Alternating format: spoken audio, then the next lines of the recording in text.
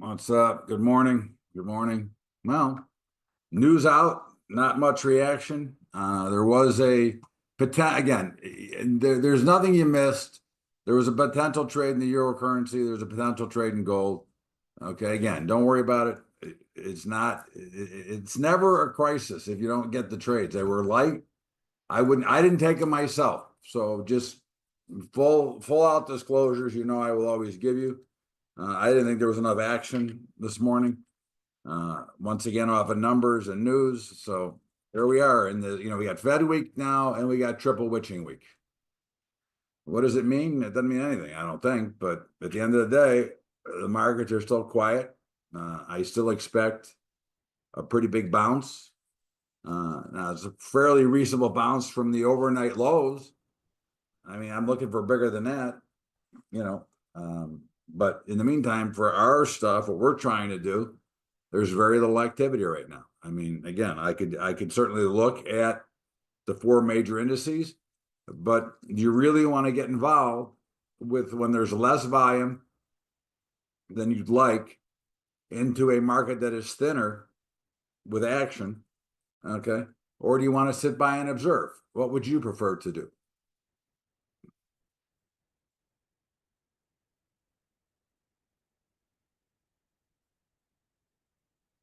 Well, make money, but that's the question is do you get involved when the markets are like they are, or do you wait until the conditions become better? That's the question. We're not here to have a coffee. We're here to make money, is correct. And we have made money.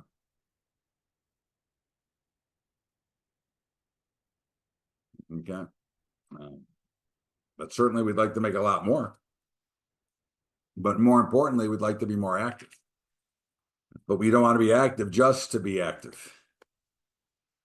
That's the key. We are trading June, by the way. If you're still trading March, it's okay. Oh yeah? How'd I do?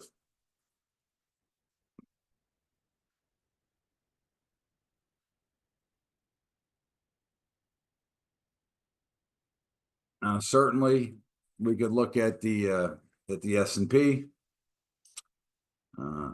Certainly, it's a reasonable look. Again, it's a little bit light. Again, I don't know how involved you really want to get. I'm going to look at it and we'll see.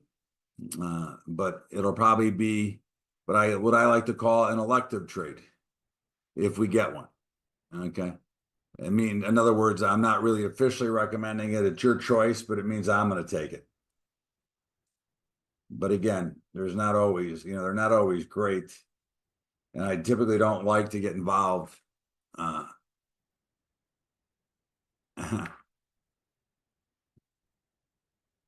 your stop on would be 57.61 in the S&P.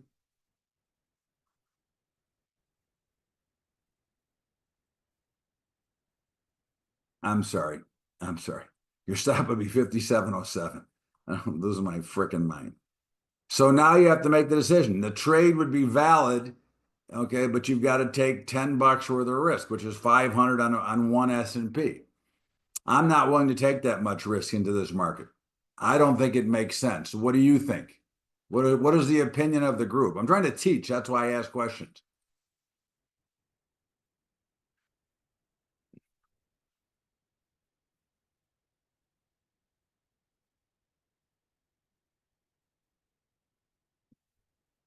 Okay.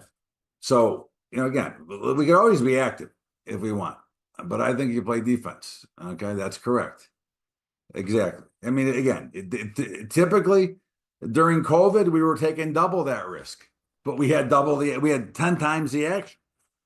So again, you have to make decisions all the way through your trading life and through your trading career at to when are the markets more favorable to you and when are they not.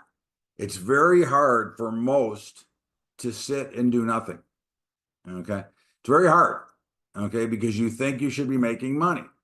Okay. And I have no problem with it, but I understand that right now the edge is not in our favor. Not that it's against us, but it's certainly not in our favor either right now. It's very much, Instead of being a 70-30 favorite, we're basically about a 50-50. Okay. And I don't like to play 50-50 shots. Okay. Again, give me a crazy market that's wild. Yeah, I'll play 50-50 because the one thing we know is we know what our risk is always going to be. We never know what the reward is going to be. But in a market like this where there's nothing going on virtually, I got no interest. I'd rather sit it out. Okay. I'm glad that this week starts the NCAA. So give me something to do during the day.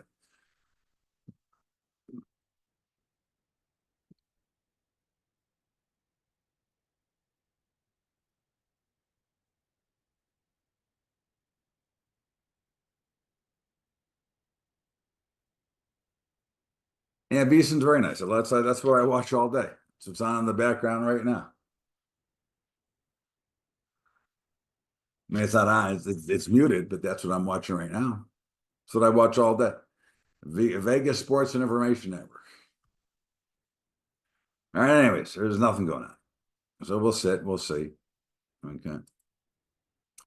I mean, look at these numbers. Look at the week activity. Now, certainly the S&P would be working right now, but with the slow speed to the S&P, I'd already be saying to you, let's go to break even. Okay. I don't like to do that. Okay.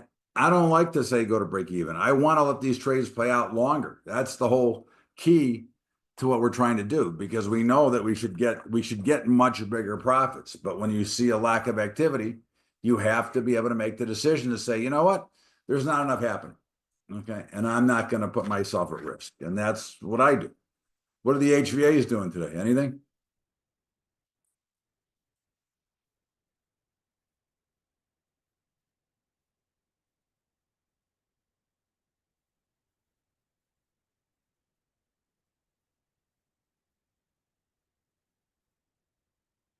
Nothing. That's what I figured.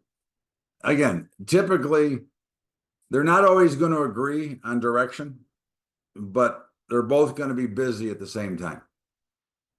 Does that make sense? And we have a better chance to get a trade off versus the HVA without business because we can get that one. But either way, they're both, if it's busy, they're both going to be active. And when it sucks, as it does now, we're going to sit here and hang out. Okay. And yes, this would have been a good trade, but I don't care. I mean, again, I'm not going to worry about that I missed $50 or $100 when I had to take $500 worth of risk to get it. I think that's something that you have to just always remember is that it's not what you missed, it's what you saved because you start making too many, good morning, sir. You start making too many exceptions. All you're really doing is setting yourself up for some major heartburn and major beatdowns. Okay. That's really what happens when you start making exceptions. You start allowing more things, and you go away from the model that you're trying to trade. Okay, and then once you start making those exceptions, you're dead. You really have no chance. Okay, so it's easier just to say, okay, I'll wait, and maybe it will be a short day. I don't know. Again, I'm not going to force anything. Okay. It's not what I'm interested in doing. I've done enough of it in my life to know how much you can lose. It was really no soul last night, dude. Yeah, listen, right now, there's something there. I think what you're saying, look, if I could to describe it to you, I think we're going much lower. I think the banks are going to collapse. Okay. Not collapse. I think this is going to be similar to '08. However, I think for now, you've got, they used to call it, or they still call the plunge protection team. And I think they're running light on ammo here, but they're still holding up. Again, we've had some selling, but we're still only down X amount. So it's very slow. It's very hard. Okay. I expect a big rally. I think that would be even bigger. All right. So now maybe we get something here in gold. Okay. As we're talking, we still got time to wait. So we'll watch it and wait. Okay. And the S&P would have been a winning trade. Okay. And maybe we'd still be in. But again, I'm not worried about it. That's not I don't worry about what could have been. Okay. I worry about what I can control and what I can do. And I know, and you know, who've been with me forever, know that if we do our job correctly, we're going to make money. We have very few losing days if we do what we're supposed to do. Is that correct?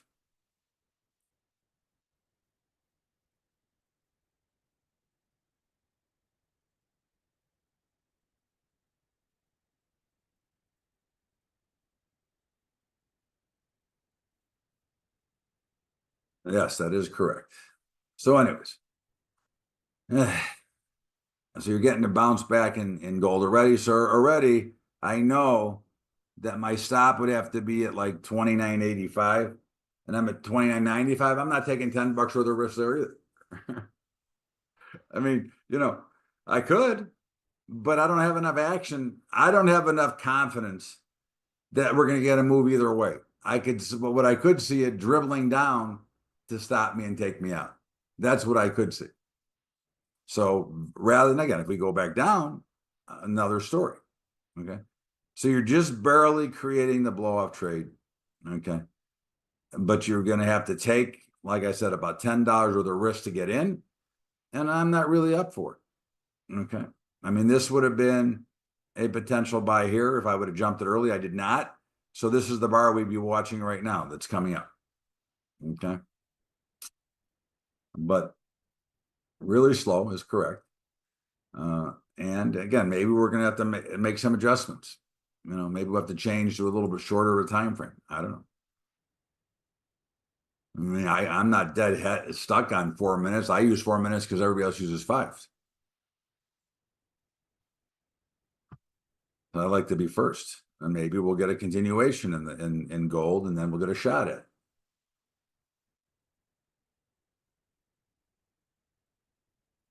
But overall, you're basically watching paint tray. HVA 29.89 for a buy in gold. Okay, so if we could get down there, that would be a good consideration. How do you determine the $10 of the risk? Well, I know that I take $6, okay, in gold. I take $6 worth of risk, and that risk is based on the high if I'm selling or the low if I'm buying. Does that part make sense?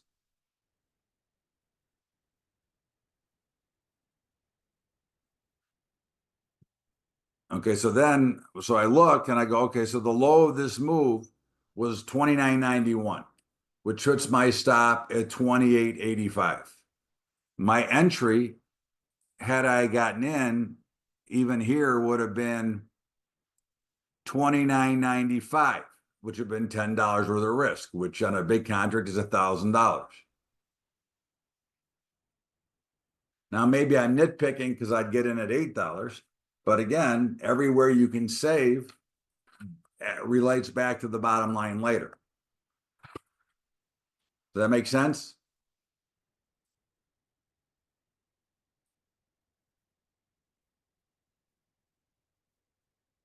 Everything I do is very mathematical. It's not, you know, it's not gut, it's not feel. I mean, I talk about what I think, like I think there's going to be a sell-off. I talk about that there's going to be a rip your face off rally, but I'm not trading anything until the market that I'm trading gives me the signal that I'm waiting for. Okay. Which is why, we use the hedge for long-term equities. I don't have to think about it. Those are automatically protected. And why the ratio trade, although not doing well at the moment, will make money. Just have to be able to hold on to it because you're protected and you've already locked in a lot of profit on in the option side. In this case, you're losing on the futures. You're a net loser, but all you need is a move to the upside. You're protected still to the downside, but you have a need to get a move to the upside and you get paid. Okay. So you're accumulating profits on one side, losses on the other, but at some point you can get profits on both. So, and that's the kind of trading I like to do. Because if you have the capital to hold, you're going to get the move. You're going to make enough money on the rolls, option wise, to overcome the futures. And of course, sometimes you get the futures move right away. You don't have to worry about that. You get paid right away. But if you don't, you get a chance to keep collecting, knowing that the move is coming at some point. So, but this is pretty horrible. Okay. You had big news already this morning. You had retail sales, you had Philadelphia manufacturing, and what'd you get? You got no action. Now, part of the problem that you have here, not that it would make a difference and not that we would have had a trade, but you are in the middle of rollover. So they're rolling part of the volume right now in June, NASDAQ, 163,000 contracts, 254,000 in March. So really got 400,000 contracts traded, but some of that's roll. So it's hard to really get into it. And it'll be till tomorrow before we get, everybody will probably be rolled out by today for the most part.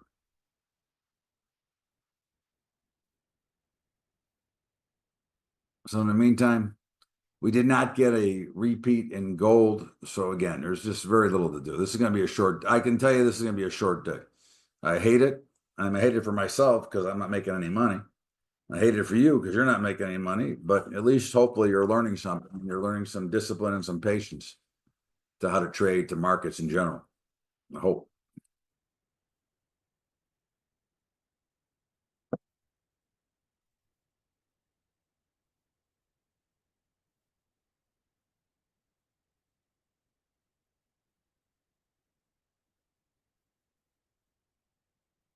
Waiting for 9 a.m. CL. What's at 9 a.m.?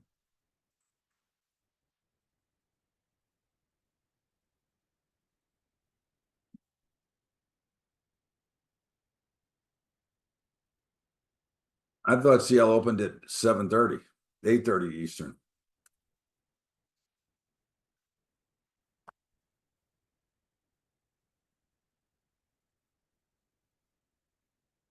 In fact, I thought it opened at 8 Eastern. Is that the truth?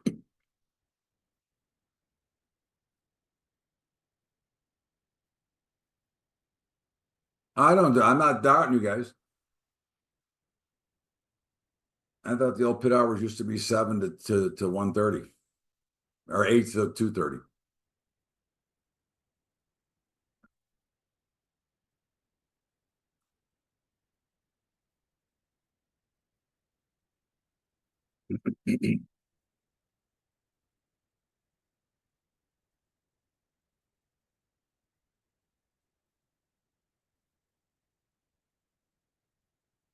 No, that I know. It opens. I know the off hours, right? I know it's open from 5 till it's open from 6 till 5 every day. Okay. Pretty soon it'll be open 24 hours a day. But anyways, I thought the pit hours. I used to remember. I thought the pit hours were 8 to 2:30. But again, I'm obviously wrong. Or 9 to 2:30. But because you guys are obviously looking at it, so I'm obviously wrong. But I'd swear at one point they were that was the hours.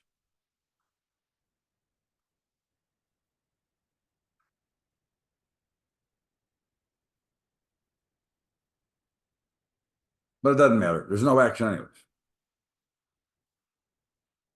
So either way, there's nothing going on.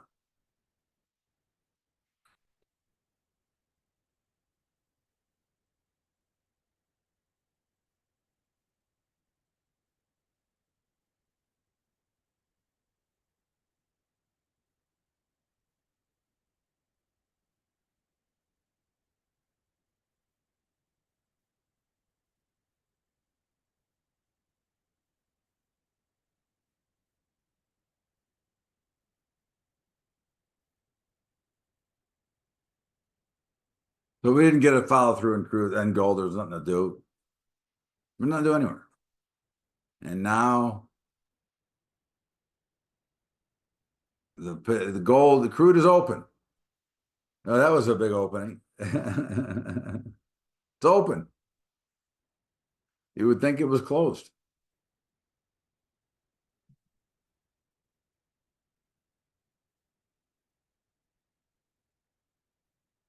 What's the HVA in well, I have Florida to win it all. That's one of my plays. I have VCU and Xavier making it to the Final Four, but obviously those are there to hedge on the way. Nothing in the H3. Yeah. Okay. I mean, again, look at what you're looking at. You don't need me to tell you there's nothing going on. If we're talking about basketball, there's nothing going on.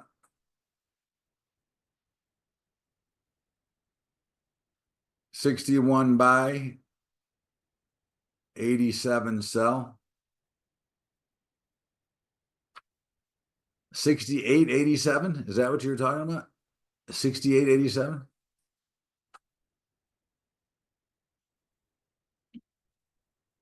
or 67.87? Are we above?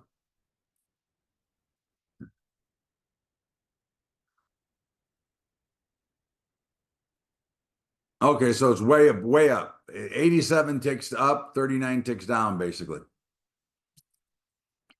Got it. All right, so here you got the look of a potential blow off, but now you have to look at it and say, do I really want to get involved in something that's trading 500 contracts that should be trading 2,000 contracts? Now, I might get there. We got time.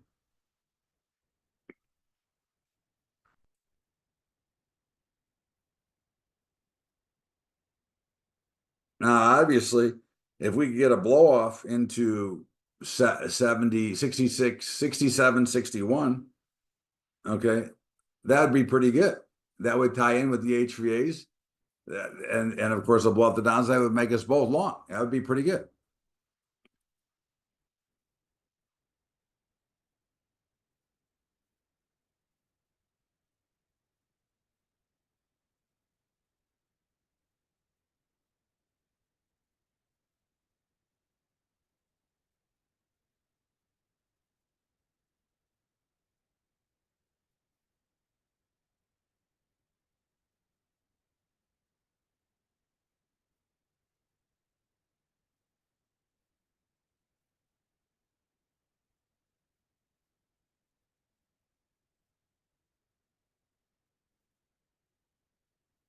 So you have, based on what we teach, we do have a blow off. Okay, we have fairly light volume, but we do have what we're looking for. So again, is it a trade worth making? Well, we'll watch it. I certainly am not against it. Right now, our stop would be 67.24. 67.24, but we don't have a trade yet, but 67.24 would be the stop.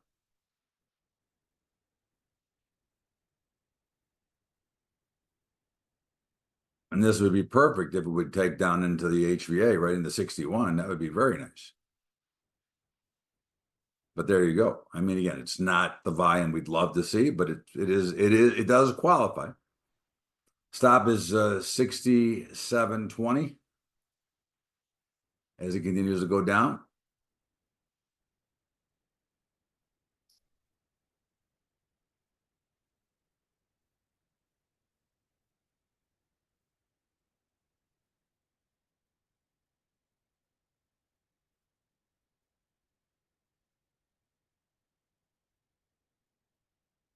I would say we want to be a buyer at 86 or above, but we have to wait until the bar closes, and this bar is still open.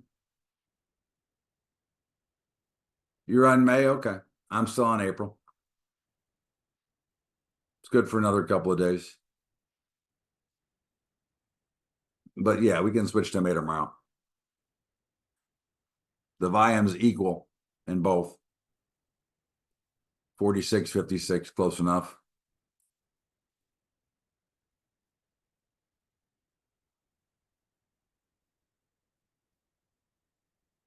We still don't have a reason to buy.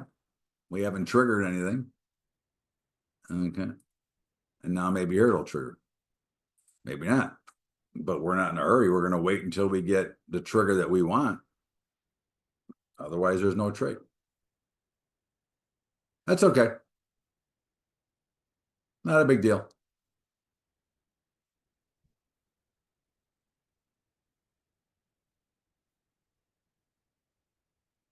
Oh, so you got a buy then in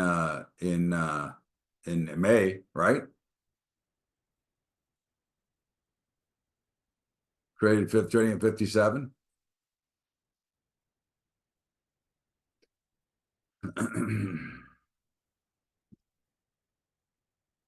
Blew through it. Okay. All right. Well, we're gonna be not. No, we're not.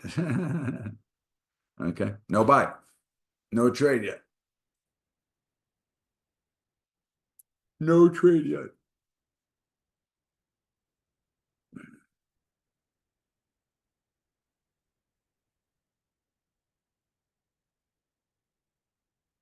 67.20 basis April is our stop. 67.20 basis April is our stop. Okay, I'm trading April here, but you can translate the numbers.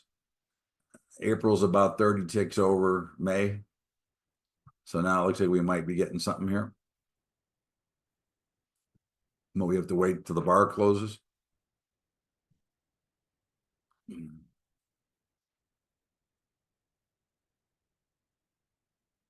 It looks like we're going to get it. It is up to you if you want to take it. It is not the greatest of all. It's still fair. It's still relatively quiet. Okay, so that's it. You make your own personal decision if you want to trade this. This is not an official recommendation, but I did buy it. Okay, I did buy it. Okay, not an official recommendation because it's too thin, but I'm willing to take a little bit of risk anyways because it does kind of qualify, and my stop is 67.20. Okay. If you took it, great. If you didn't take it, don't feel bad. Again, this is horrible trading. Okay. This is the worst of the worst right now. So if you're patient enough to wait, then it will get better, I promise. Okay. But you don't want to blow your brains out while you're waiting for it to get better. Okay. And this trade is in, it's slightly profitable. I mean, again, it's nothing to write home about. It's not like I'm gonna, be able to buy even a steak dinner with what I'm gonna make right now. But it is moving in our favor.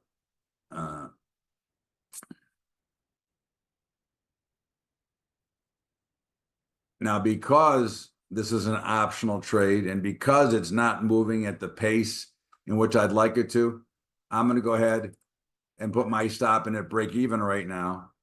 Okay. Which means I'm going to lock in 1 or 2 ticks. Okay. And see, because I don't want to sit here and have it go against me. Either it's going to go up and go in my favor or it's not. And if it doesn't, then I'll take the $8 or $10 and I'll be done. And if it goes, then I'll make more, but I'm not going to lose money on this trade when there's no action and there's no activity. Does that make sense?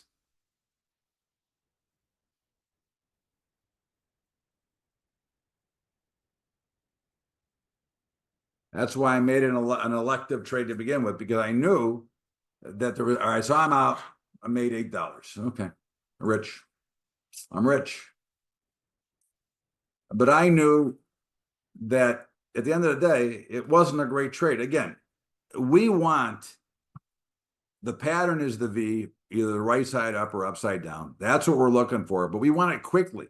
This action should have triggered a much faster response or continue to go lower, either way. But what it does is it does it and then it stops and it freezes. Here, if you call this a blow off, it stopped. If you call this a blow off, it stopped. Everything stops. So we have no follow through, which means that there's no emotional side of the trade right now. And the traders these are just normal markets trading without any emotion whatsoever. So, like I said, this sucks. It's really shitty trade. What's the money news tomorrow? Housing, nothing. And then, of course, FOMC on Wednesday.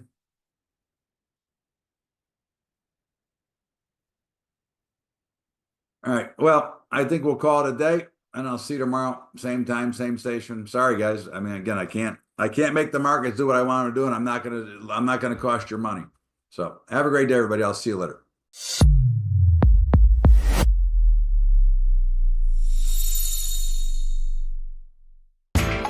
You know how the financial world goes. Here comes the buzzkill. Please make sure to take some time to read this boring disclaimer. We will owe you one.